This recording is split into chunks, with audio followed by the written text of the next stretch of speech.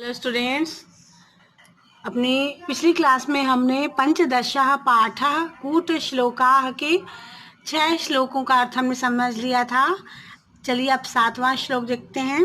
कस्तूरी जायते कस्मात् को हन्ति कर्णाम कुलम किम न कुर्यात् कातरो युद्धे मृगात् सिंह पलायनम।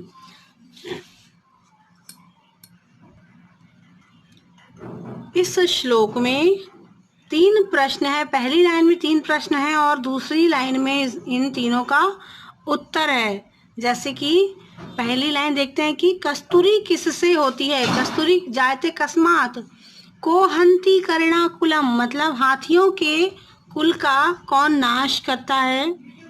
और कायर व्यक्ति युद्ध में कायर व्यक्ति को क्या करना चाहिए।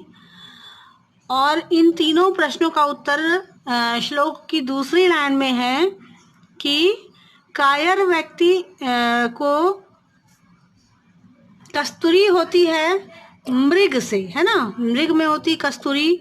और हाथियों के कुल का नाश सिंह करता है, मृगात। और कायर को युद्ध से भाग जाना चाहिए। यह है इस श्लोक का उत्तर। तो इस श्लोक ये जो पाठ है, ये चैप्टर आज समाप्त हुआ। अभी हम इसके अभ्यास के प्रश्नों को देख लेते हैं। अभ्यास में एक पदेनुत्तरम लिखत है पहला प्रश्न। इसका प्रश्न का देखते हैं। प्रथमायाः प्रहेलिकायाः उत्तरम किम, अर्थात पहली पहेली जो है, सबसे पहली वाली प्रथम पहेली, उसका उत्तर क्या है। तो उसका उत्तर है सूची, अर्थात सुई धागा। फिर है वयम कया लिखामः, कि हम किससे लिखते हैं। तो हम लिखते हैं हम लेखनी से, लेखन्या कहते हैं इसको संस्कृत में। और लेखन्या अर्थात लेखनी, और पेन जिसको कहते हैं हम कलम। फिर है कंसम कह सजंघान, कि कंस को किसने मारा, किसने कंस का की हत्या की, या कंस का हरण किसने किया। तो कंस को कृष्ण ने मारा। फिर कंबलवंतम किम न बाधते, तो कंबलवंतम जो है कंबलम, जिसको ठंड लगती है उससे, उसको कंबल जो है, कंबल ठंड से बचाता है।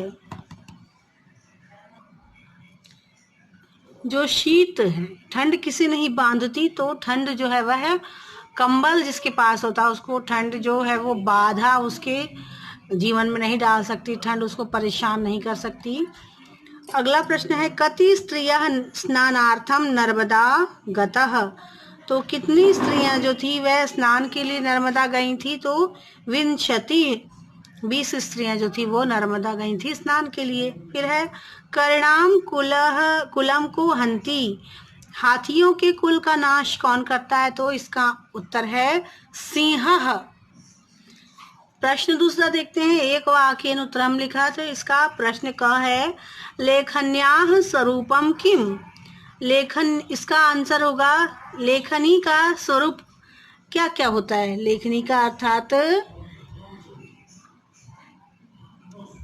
कलम का स्वरूप किसके समान है। तो कलम का स्वरूप होता है बिल्ली के जैसा, सर्पिणी के और पांचाली जैसा। तो लेखन्याः स्वरूपम मार्जारी सर्पिणी पांचाली इव, इन तीनों के समान होता है लेखनी का स्वरूप। क्योंकि मार्जारी अर्थात काला भी होता है कलम, सर्पिणी अर्थात 2 मुख वाला, नीब जो इंक पेन होता है जो, वह उसके 2 भाग होते हैं, आप देखेंगे अगर तो।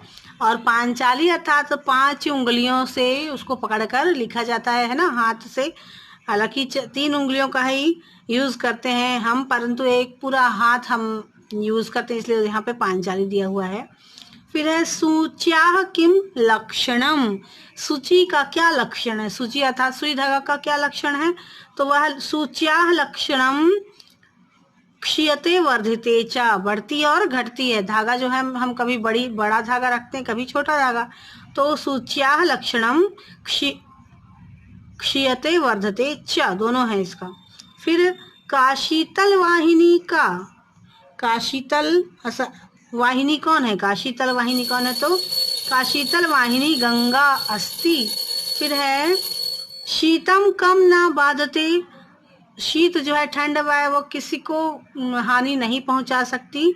तो शीतम कंबलवंतम न बाधते, जो शीत है वह कंबलवंत जो है कंबल रखा था उसको नहीं बाधा पहुंचा सकती, शीत ठंड।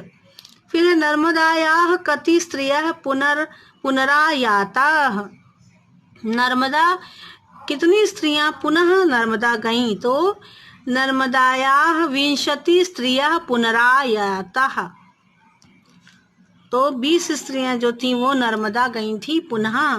फिर है शंकरम पतितम दृष्ट्वा पार्वती कीदृशा भवती, शंकर को गिरा हुआ देखकर पार्वती क्या करती है ना। तो शंकरम पतितम दृष्ट्वा पार्वती हर्षिता, हर्ष होती है, उसको हर्ष होता है। तो यहाँ पर शंकर जो है वह चंदन के पेड़ के लिए कहा गया है, चंदन के पेड़ को शंकर भी कहा जाता है इसलिए। तो आज के लिए इतना ही। अपनी अगली क्लास में हम इस अभ्यास के प्रश्नों को देखेंगे, आगे के अभ्यास के प्रश्नों को।